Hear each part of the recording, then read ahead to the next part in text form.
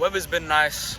I'm touching grass. It's been so long since like the sun's been touching. The value I'm gonna give you today, right? I'm gonna make this a really short video. Is you should always try to basically just always assume that the person that you're interacting with or about to interact with is a really good person, right? So what I've learned is like every single book that I've read, every single educational video that I've like watched, all suggests that when it comes to interacting with people, whether it be through networking, socializing, or just, you know, meeting new people in general, when you're like meeting this person, you should always like assume that like they're a good person. You should always just assume before meeting them that they're rational. And what I mean by assume is you should have basically just befriended them like before you've met them.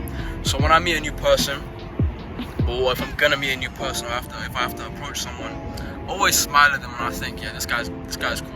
This girl's cool, this girl's nice. I speak to them like I've already been friends with them for like 10 years, and it works 100 times, bro. Most people don't necessarily hate you or love you, you know what I'm saying? Like the average person will simply have a neutral opinion on them until you give them a reason to either love or hate you. You look at someone the wrong way, you give a backhanded compliment, an insult, you carry yourself wrong, you carry yourself in a timid way, in an aggressive way. These are all things that could be precursors to lead to someone, you know, not liking you as much. What I learned is pretty much the only way to befriend someone very, very quickly and to have a good impression on them is to just basically perceive them as a friend before you've like interacted with them. Just look at them and already be like, oh yeah, this guy's cool. Every time I do this, I always come to this person with a much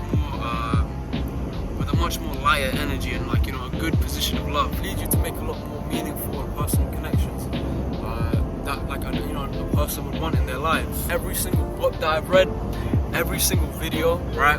Because in order to get better at what I do, I've been like having to read books and like watch videos on how to get better with people and how to get better at communicating with others and interacting with others. And they all say always operate from a position of love and a position of camaraderie. You already think that this person is a good person. You think that this person is trustworthy, is loving, is kind. Even though you don't know SHIT about this person, I'm telling you now, they will sort of morph themselves into a more loving person simply because you treat them as such. It's called a self-fulfilling prophecy, right? If you give someone a label, and what I mean by label is you say you're just like this or you're just like that, they end up fulfilling that label. Any type of personal characteristic that you can describe someone as, 9 times out of 10, most people end up fulfilling their label. So, I'll give you a little story. Back when I was in school, and honestly, this actually happened all the time, right? My nickname was Uncle, right? And the reason people call me Uncle was because I acted very mature and a little bit serious, too serious sometimes. And I didn't mean to sometimes. Maybe I did it accidentally, but I didn't mean to. Anyways, I accepted this label and I just started behaving more like an uncle. I ended up like acting a little bit more serious, acting a little bit more in like a mature fashion, not like how I should for my age. Being mature obviously is like, it's a good quality, but sometimes it doesn't work. Sometimes people just want to be more loose, be more funny, and in that sense, that's when you need to loosen yourself up and actually try to act your age. Because my friends like called me Uncle and gave me the nickname of like Unc, it ended up giving me like this more I felt the need to just act more mature. There were other things that were going on in my life that kind of prompted me to act more mature. But yeah, the point I'm trying to make is when you give someone a label, they will fulfill that label. When you give someone, it's called a self-fulfilling prophecy. Now that we know what a self-fulfilling prophecy is and we know how it can affect people, I'm telling you, basically whatever interaction you have with someone, always just assume that they are a good person. Because if you slap that label on them, the next time you interact with them, they will like behave in the way that you have told them to behave. If you keep saying that someone is loud, they're not going to stop being loud. They're going to get louder and louder and louder because they think, okay, this is me. I'm the person that's always loud. I'm the person that has that loud annoying laugh. If you say someone is quiet, they will end up becoming more and more quiet. It's actually like mind-blowing how much we as human beings, we like influence each other in a sense, because it might be an evolutionary thing, it might be just something about human psychology, but we tend to behave in the labels and the stereotypes that we are given.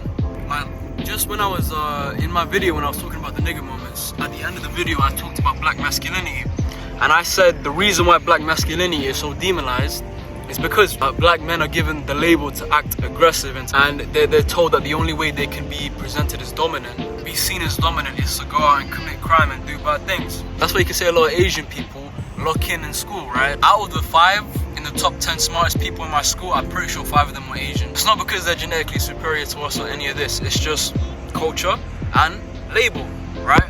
Their mom says, look, you are a smart guy. You are a smart boy. You are a smart girl. You are the type of person that stays in the library.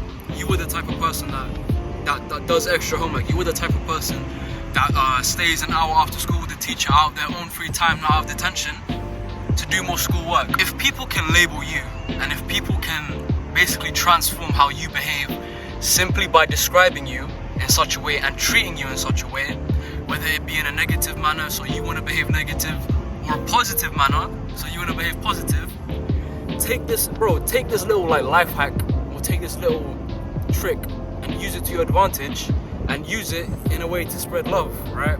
Approach people from a position of love and try to describe them as such. I always say, hey, you're a really nice person. I always say that. That's like a really like reoccurring one-liner for me, whether it be I just interviewed someone off camera. I always say, oh, thank you so much. You know, like you're a kind person. You're a very open person to just casually do this interview with me. I appreciate it. And they respond in a kind manner.